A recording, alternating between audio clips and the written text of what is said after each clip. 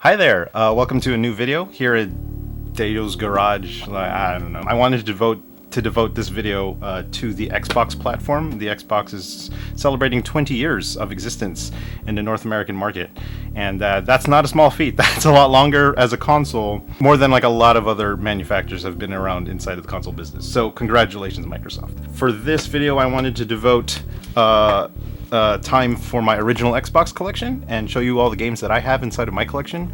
I believe this is around 38 titles. Unfortunately, this isn't my full collection I used to have when I was a child, because I got rid of a lot of my older stuff to pay for college books and everything. But this is what's lasted here now in 2021. Some of this stuff is my old childhood stuff that I've kept in the entire time. Some of it's brand new that I've acquired over the years. And yeah, it's a great platform to collect for. It's actually relatively cheap right now, considering how much retro games are. It's stood the test of time. A lot of this stuff from the 6th generation of console video games has like influenced a lot of the last 2 generations of video games, and a lot of concepts and a lot of axioms inside of the video game culture have originated from the 6th generation. So that's why I hold the 6th generation in high regard, and it's my favorite one. Xbox is obviously, the original Xbox is obviously part of that generation, as well as the PlayStation 2, the GameCube, and the Sega Dreamcast. But yeah, I wanted to show you off my collection that I have. This video is actually inspired by another YouTuber's video, CONTRAVICTION. Shout out to CONTRAVICTION. She's really cool. She loves retro video games as well on the 6th generation. So go to her channel, check her out. Check out her Twitter too as well. She constantly shows off her collections and like anything she's gaming with at the time. So like, yeah, give a shout out to her. So yeah, let's just jump in. So Shenmue II. Obviously, I had to have this in the collection. The main reason why I bought an Xbox was because a lot of Sega properties, once Sega went under with the hardware production side, they moved a lot of their properties and existing products onto the Xbox console. They did it for the PlayStation 2 and GameCube too, but the majority of the ones that I was looking forward to went over to the Xbox. And so Shenmue 2 was one of them. This is obviously the sequel to Shenmue 1, one of my favorite video games of all time. They definitely expanded a lot of what Ryo Hazuki and his adventures could do. They actually improved a lot of the UI because a lot of the original Shenmue UI was kind of weird and it didn't make sense. The camera's a lot better in this one too. What's really neat about this copy is that if you weren't adversed in the original Shenmue game, they gave you an second DVD in here, which basically took all the cutscenes from the original Shenmue and put it onto a DVD, so you could watch like a movie of the original Shenmue. So you could get, acclimated to what's going on in the story. So when you played Shenmue 2, you're ready to go. So yeah, that was really nice. Obviously, this is my original copy I got when I was younger, and it's stayed with me for all these years, 20 years. And yeah, it's been really great. You could play Shenmue 2 nowadays. It's been ported over to the PC and to PlayStation 4 and the Xbox One. So like, this isn't really relevant too much anymore, but this is my personal one, so it stays here in the permanent collection all the time. All right, so next one, Ninja Gaiden Black. This is my favorite action game of all time. Like other ones that have come around, like Bayonetta or Devil May Cry 5, have been really, really good. But a lot of those took a lot of their design inspirations from this game. And before Dark Souls was a thing, if you were really, if you thought games were really hard at that time, you played this game and you were completely frustrated. However, something wonderful with the design of Ninja Gaiden, where yeah, it was tough, but they gave you the tools to be really good at the game, and it was fair. So like, it wasn't the game's fault when you died; it was definitely your fault. So that was one thing I loved about Ninja Gaiden.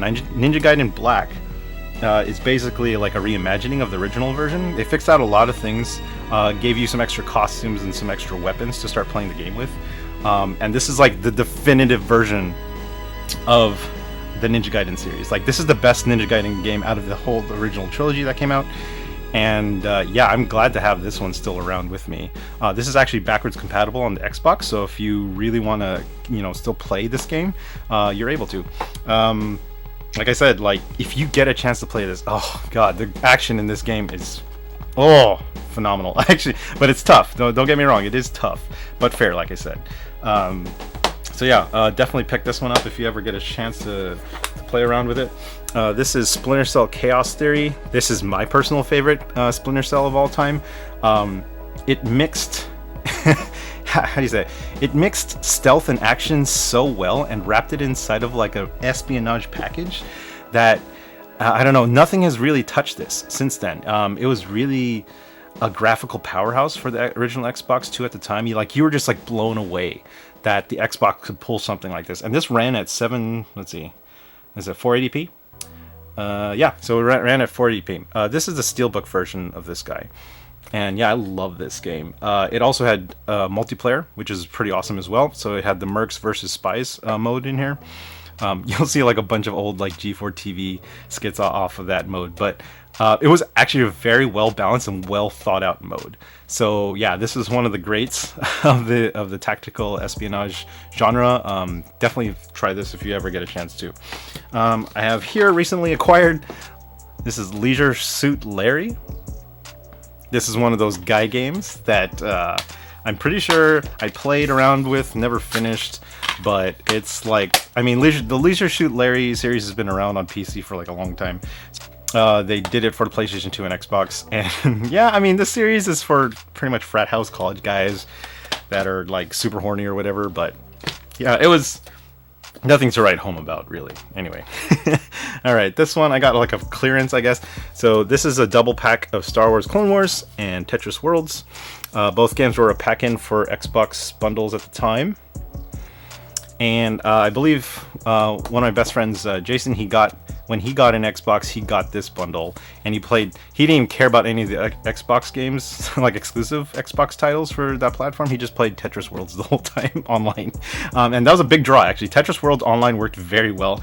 Xbox Live was like a brand new thing to us, because we never really played PC online games. So having the Xbox Live ecosystem was a really cool way to experience like playing multiplayer against people around the world without having to go to an arcade or someone's like random house to play games. So yeah, that was definitely a game changer. $3 for this guy, so I picked it up. Tetris World is awesome. Tetris never gets old, guys, just letting you know. Alright, Star Wars Battlefront 2. This was a great squad-based shooter, and Xbox Live was legit on this game. I loved spending hours on this doing dogfights and laser fights with everybody in this game. Man, blaster fights in this game were the shit right here. This was really good, guys, and it was made by Pandemic, and they're unfortunately not around anymore, but Pandemic made a lot of great games, including like the Mercenary series, the Destroy All Humans game titles. So yeah, this one was like a definite pickup for me when I had it.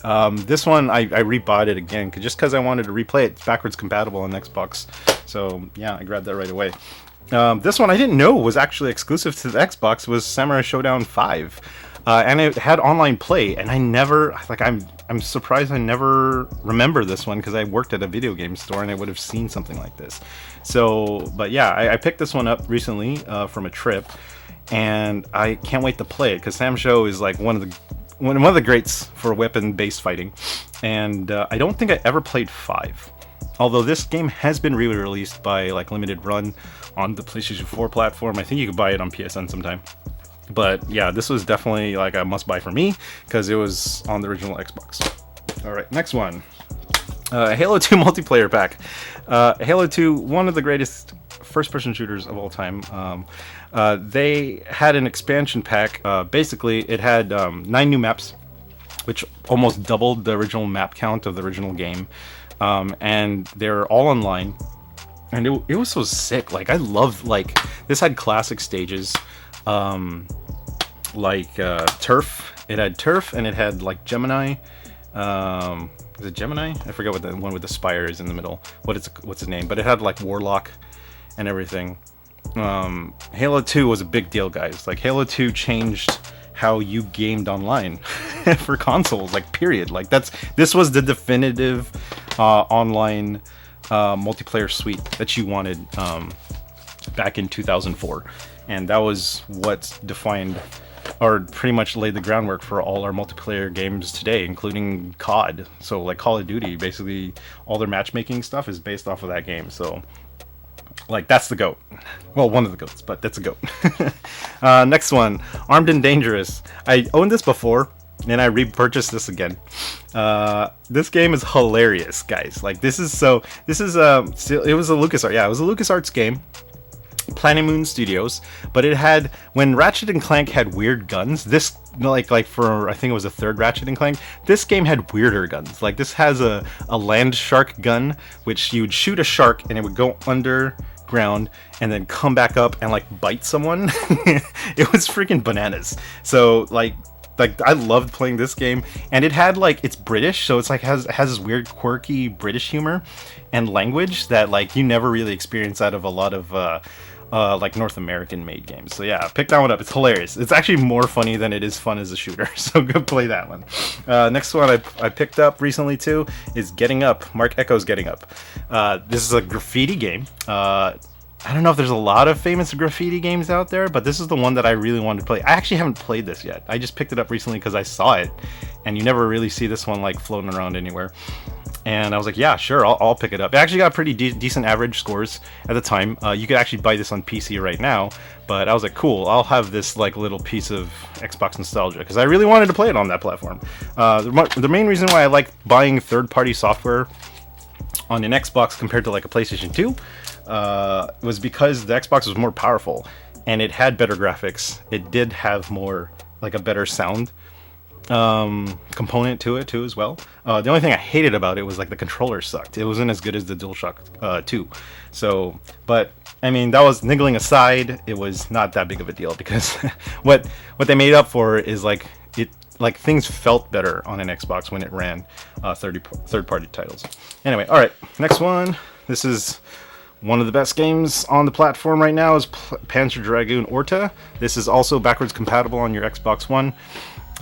Beautiful game, absolutely gorgeous game made by Smilebit, the defunct Smilebit, unfortunately.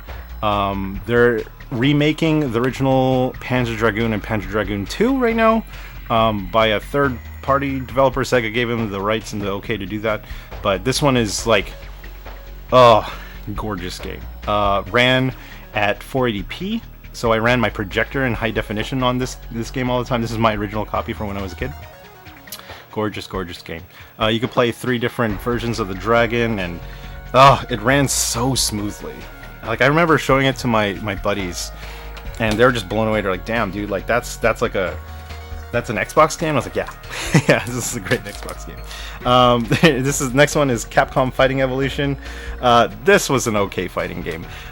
If you don't know what this is, it's basically like a mashup of 3 different properties that Capcom had at the time. Or 5, I forget what it is. So it was Street Fighter Alpha, Street Fighter 2, Street Fighter 3, Darkstalkers, and Red Earth. And you basically put well, not the entire rosters of all those games, but some of the players, or some of the characters from those games, and tried to pit them against each other inside of a fighting game. It worked to a T. It was cool playing like Darkstalkers characters versus characters from like Street Fighter Alpha 2. But I never played any of the Red Earth games, so like it was really cool playing with those guys. But this was mostly just like a fuck around kind of game, and I was like, this is cool. Like it's fun to play with and to see, but I won't be like competitive or like really put a lot of time to actually learn a lot of the systems in it. So yeah, it was pretty decent. This you could also get that on the PlayStation 2, just to let you know. So this is Godzilla Destroy All Monsters Melee. This was also ported over to the GameCube and the PlayStation 2. Obviously I wanted it on the Xbox because it's the better version. And it says here, download new content on live. Actually, that's pretty cool. Alright, so yeah, this is actually very clunky. It's very clunky to mess around with Godzilla in here, which makes sense because like you're a fucking 80-foot tall monster going through like a city and whatnot. But it was like a cool multiplayer beat 'em up, like kind of game. It never took itself serious, which is the most fun part about it. I wish it was more like the Rampage series, where you get to play as like Lizzie and like the wolf and everything like that. But yeah, it worked out pretty well. Right now, this is the price of this is trending up like really high, since the Godzilla property is really on the up right now. So yeah, I'm gonna keep this in my collection for like the longest time. All Godzilla games, they always trend really high. Alright, so this is my original Ninja Gaiden I bought when the game launched in 2005, 2004, one of those. Like, I like black a lot, but sometimes it's really cool to go back to see the original version. That's why I still have this guy around too. This one isn't backwards compatible, which is so weird because Ninja Gaiden Black is backwards compatible, but no big deal. It's just a really good copy. If you have an OG Xbox, play that game. Really easy. Alright, one of the really cool... Man, this is a really cool title. Crimson Skies. They really need to make a sequel of this. I don't know why they refuse to do it. This is basically air combat mixed in with like a couple other... I won't spoil it, but like... mostly air combat game. Set in like an Indiana Jones kind of vibe. And like, this was really fun. You can play Xbox Live on this game and do have aerial dogfights in this game. It was sick. This one and MechWarrior were awesome online titles to mess around with. This is also backwards compatible for your Xbox. Alright, next one, Street Fighter Anniversary Collection. Capcom always loves making these. They do it every generation. This one, I already had the PlayStation 2 version of this game. But I wanted this because I always watch DVDs on my Xbox, and the original, the animated Street Fighter 2 movie was on this disc, so I just put it on in the background while I like studied and did my homework. So I rebought this, and I don't think I ever played, like, I didn't fight, like, I never had a fight stick for my Xbox. I had it for my PlayStation 2, so I never really fought, like, not professionally, but like seriously on the Xbox with this version of the game. I played it for Capcom Evolution, just to mess around with, but not seriously. So yeah, this is cool. This is part of the 15th anniversary of Street Fighter. Next one, oh, classic, absolute classic. Burnout 3, Takedown, one of the greatest games, racing games of all time. Like, no joke. Game mechanics, the music, the ferocity of this game has been unmatched by any other Burnout game, I feel like. Anyways, this game was like a revelation, especially the crash mode in it. Like, we played this at my store non-stop. Like, it was ridiculous how sick. Like, other games like had big releases, like Zelda games and a bunch of other stuff, and we had to display them. But once we're done with that, like, we were just like, no, screw it, we're putting this back on and we're playing it. And we had kids like after school come to our store and just ask us to put this on so they could just play it while they're waiting for their rides from their moms or dads or whatever. So we just like, yeah, screw it, we love this game anyway too. So yeah, this game, oh, amazing game. I don't know if you could buy this on Steam or anything. I hope that you can, because it is an amazing game. Maybe it's hard because of the licensing for the songs. The soundtrack of this, like, if you're not into like pop punk or like alternative rock, this might not be your jam, but man, this is it hit. Oh, it was so good. Hit the spot. This next one, incredible exclusive title, is the illustrious Jet Set Radio Future, sequel to Jet Grind Radio here in North America. Still needs a proper third game in the series. Like, honestly, Sega, please resurrect this one.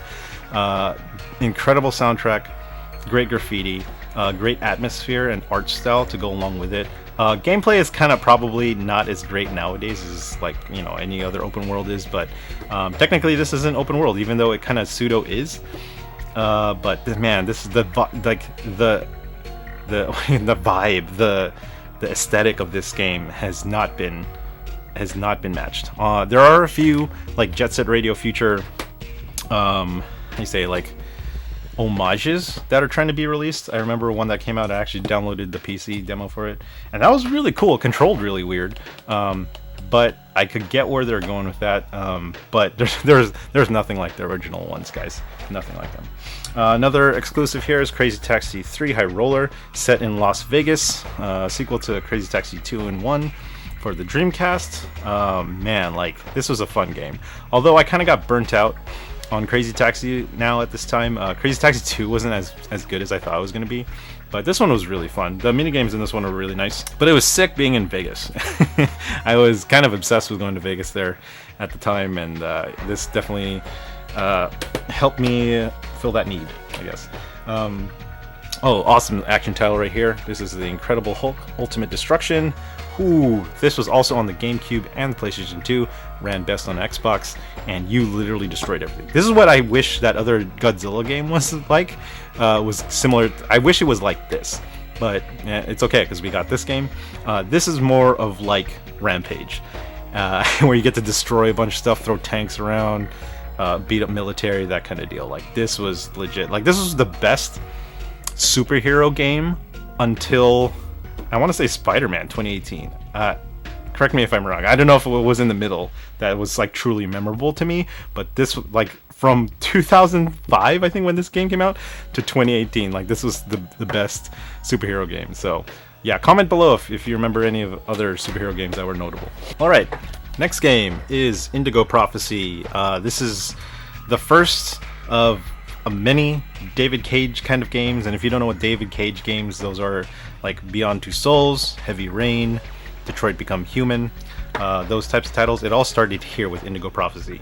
Indigo Prophecy here in the United States, it's Fahrenheit 451 in other territories. This game, oh man, like, you never play, like, this genre didn't exist until this game, where it's like the choose your own adventure thing. And or I mean, the genre existed, but it didn't exist in this style where it's like much more interactive. And yeah, this blew my mind when I started playing this game. I got rated decent from a lot of the review crew, or reviewers at the time. The ending was really kind of weird, but I was like, damn, like, I was impacted definitely by this game. Really cool stuff by Quantic Dream. Check it out. I believe it's on PC nowadays if you want to check out the OG stuff. And they were re-released for the PlayStation 4, I want to say, by Limited Run Games. So yeah, that was it. I gotta hit my NFL 2K2. I played a lot of 2K on my Dreamcast when this came out. Shout out to Randy Moss. And yeah, it was great. It was a great game. Like, the football games from 2K were so good, and from Sega were so good that it forced Madden to be a better game. It forced NBA games to be better games because of the whole visual concepts, design, philosophy for their sports games. Unfortunately, like, Sega bought, like, they sold them off for, I think, like $100 million, which is like that. I feel like that was a dumb idea, but needed to be done at the time for the company to survive. I understand that. But nowadays, like, 2K is a huge moneymaker. Both the basketball game, well, sorry, it's only the basketball game right now, for 2K Sports in general. So yeah, but that was a great series. I love that stuff. Project Gotham Racing, made by Bizarre Creations, is the sequel to MSR, which was on the original Dreamcast. Awesome racing game at the time. I believe this was a launch title.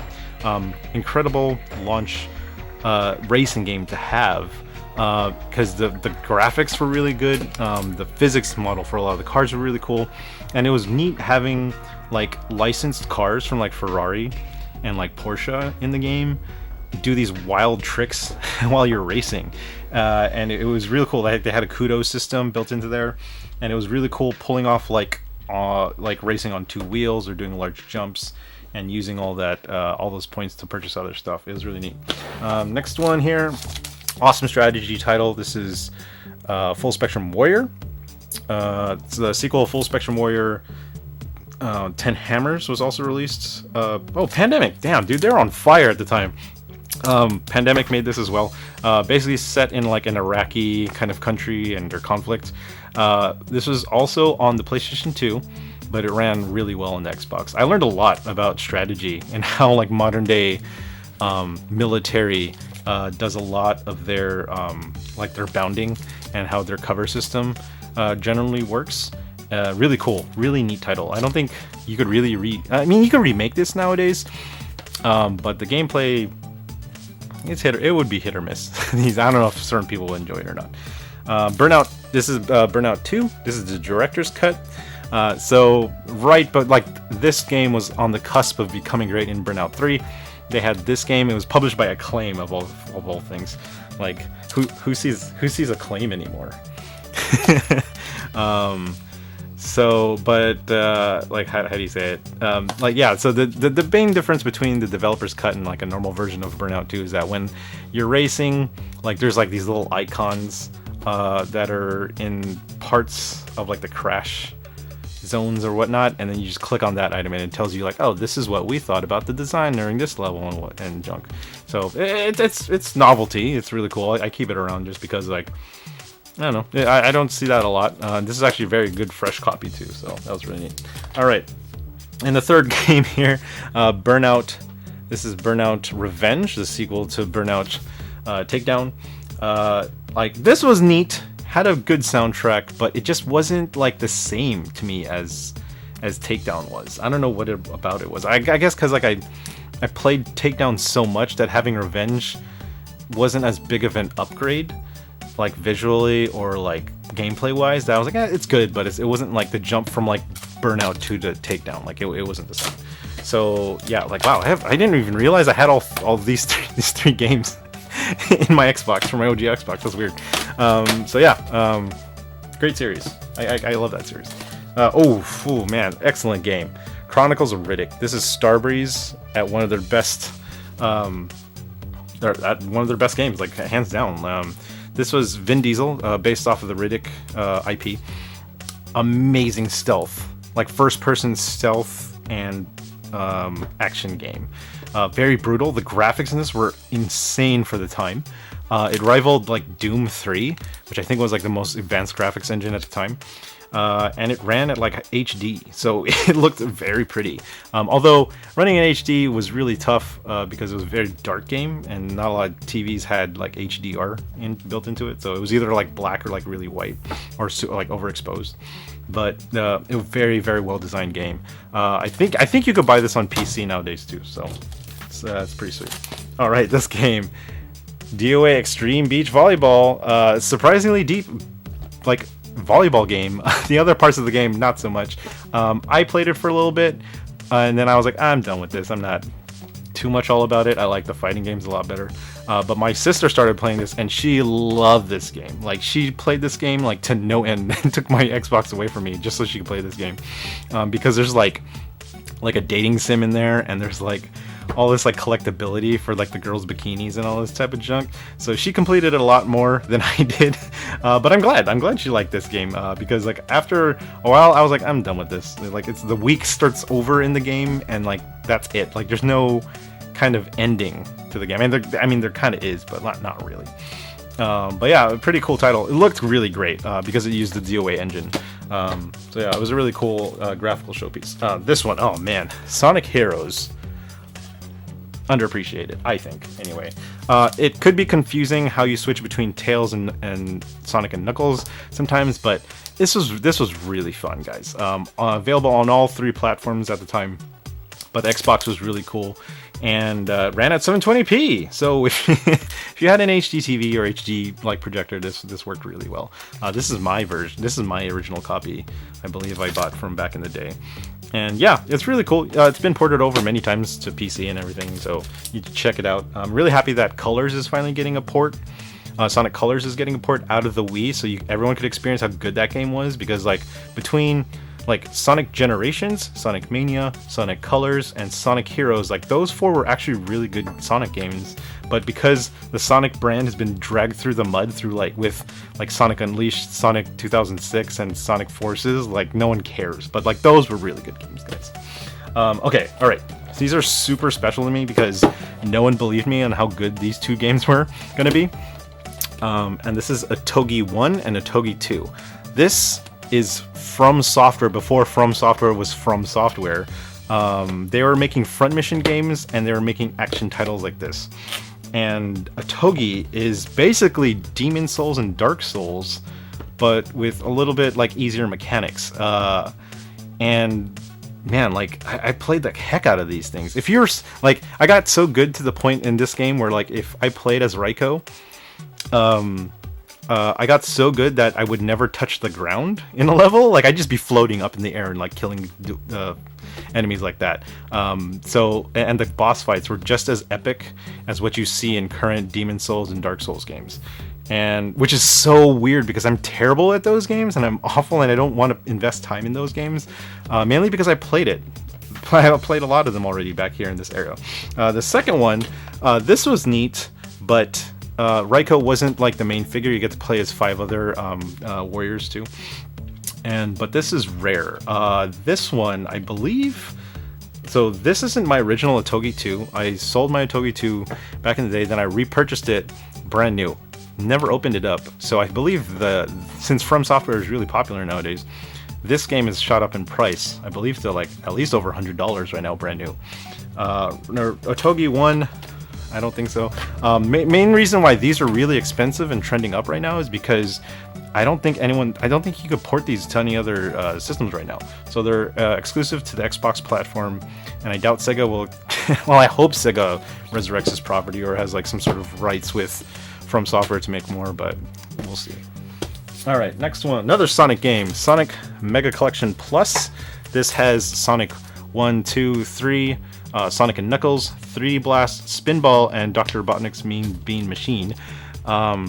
Yeah, this was available on PlayStation 2 or originally on GameCube, and then when they ported it over to PlayStation 2 and Xbox, they added a couple more games. But this was really, really cool. I mean, I was a Sonic Sega fan anyway, so I was like, yeah, screw it, I'll buy this guy. This is my original copy, and I loved it. Like, there's always going to be a Sonic compilation every single generation, just like how Capcom does it with all their freaking games, too.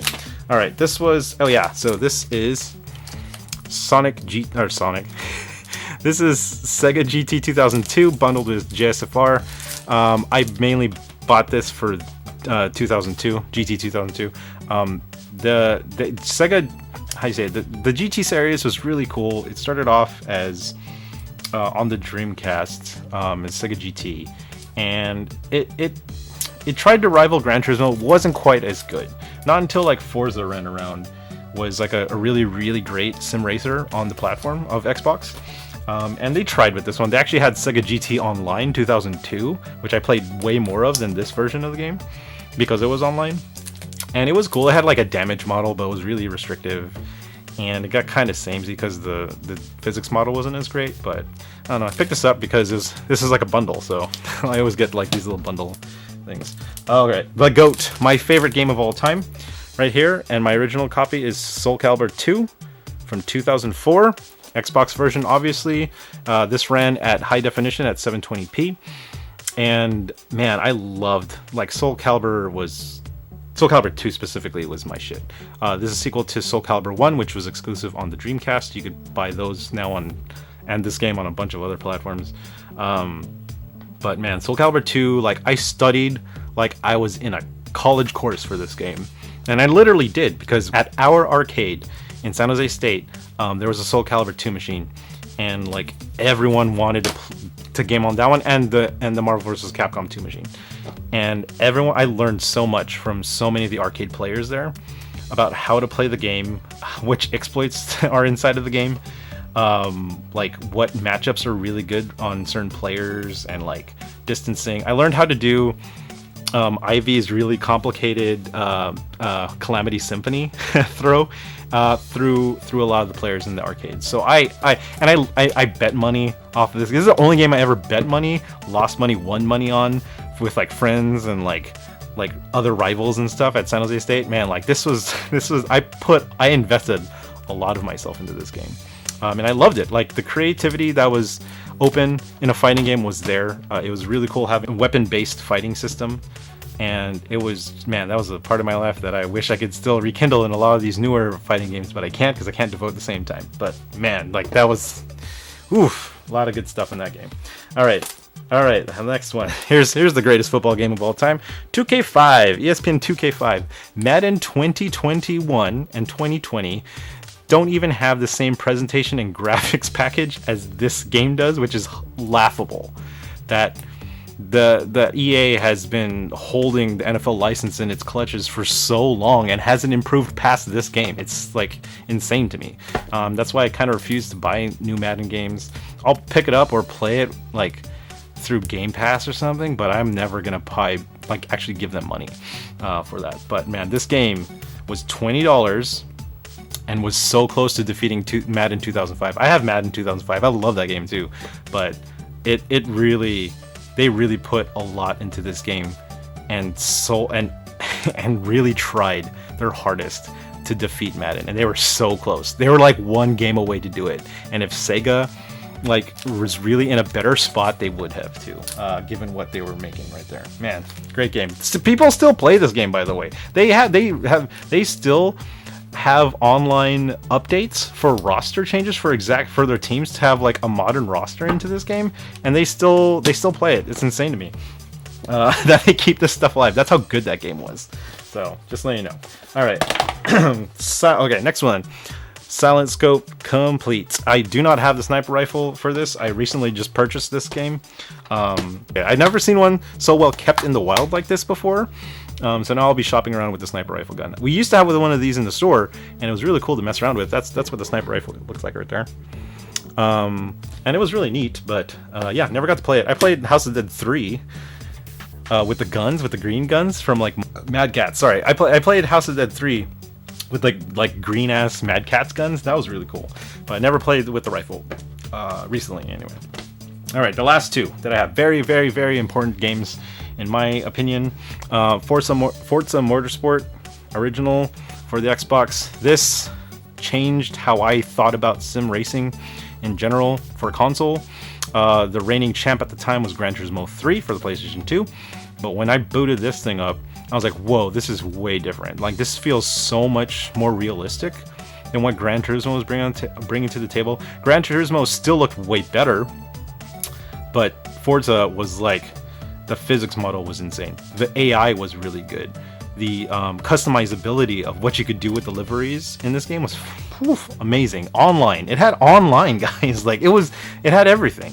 And so my expectations for the Gran Turismo series was so much higher that when 5 and 6 rolled around, like, I was like, I don't care about this anymore. Like, Forza had all of it and is better at it, so why would I race at the other games? I still did. I still bought those games, but like, man, the Genesis was right here. Obviously successful series, up to 7 now in the original Motorsport series, and up to 4 with the Horizon series. So man, this game was one of the best. Actually, one of my first video game articles I ever wrote was a Gran Turismo versus Forza page, and I did get a comment from one of the developers of the Forza Motorsport series about like, hey, what should we improve at the time, or what should we focus on? And I'm sure they have a long laundry list of things that they should work on every time, but that was the blog that I keep getting most hits on, was that one individual post. So yeah, that was the greatest. Last one. It's I don't even know how to sing it. Halo is what made the Xbox. If Xbox did not have Halo, the Xbox platform, I don't know if it would have lasted 20 years. Without this game, it definitely changed how gamers thought about what a first-person shooter is in general. And we have my Master Chief helmet right there, and this lovely cable guy's holder right here. But this game was amazing at the time. Like, nowadays it's commonplace to have a lot of these shooters, or even normal video games do this, but at the time, this had seamless loading from an interior space to an exterior space, whereas games before this, like even Time Splitters, doesn't have this, where there was like load screens, or like they'd load a level, like an interior level, then when you went outside and transition to that, you'd have to wait through like a load screen. This was like completely seamless at the time. Also, it started here where you'd have a 2-gun setup.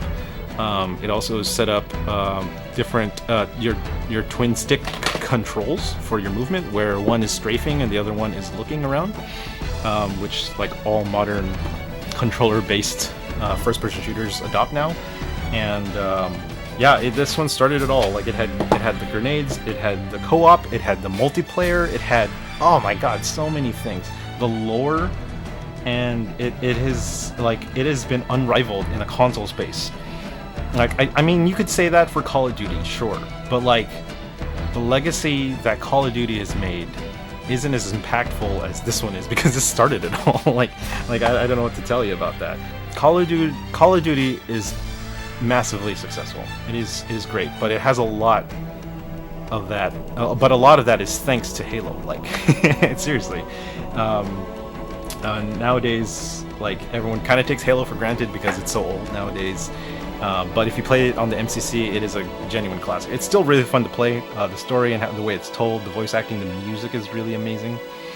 And yeah, there's been quite nothing like it. I've put a lot of hours into Halo, the entire franchise. I estimated 15,000 hours alone on that. And yeah, I can't wait for Halo Infinite to come around and just like wow us, because that's what Xbox really needs right now, is a wowing moment from Halo Infinite. And from what I've been seeing, they're getting really close to it. From all like the trailers and the music that they've been playing around, they're kind of trying to go back to the old school Halo format, where it's like big epic ring, outdoor, evergreen kind of situations and encounters, environments. And yeah, I really hope they could recapture that, because the Halo franchise definitely needs it right now. I would say that whatever Halo Infinite does, it will definitely cater to the existing Halo fanbase. The existing Halo fanbase will either just like absolutely gobble it up and love it, no matter what it is. But it's really 50-50 to me if it would bring other players that have already decided about the Halo franchise themselves. And I really hope that with the free-to-play multiplayer suite in there, I really hope they could recapture that magic that they had back in 2001. But we'll see. People undersell how good Halo was, mainly because like they know it's a known quantity. They know what they're getting. To me, Halo has been really successful and is better than a lot of what other developers have made, because of like its really amazing trifecta of things. It's like the multiplayer, the co-op, the single player campaign. They all meld really well together. And the fact that Sony tried, I think, 2 times with Killzone and the Resistance franchise to try to rival in the first-person space a series against Halo, and they still kind of like went by the wayside. It speaks volumes to me, like how good Halo is actually. So yeah, props to Halo, man, and happy 20th to the Xbox platform and everyone over at Microsoft. So congratulations, guys, for enduring this long and still providing us with great games. And I hope that it keeps going. Like, I hope Game Pass completely delivers and Halo Infinite is like the crown jewel of that ecosystem. So with that being said, thanks guys for watching my Xbox collection and me waxing nostalgic about my my old school gaming habits and how it's evolved through the years. Thanks for joining me today. I hope to see you next time in the next video. Peace. Stay safe out there. Have a good one. Bye.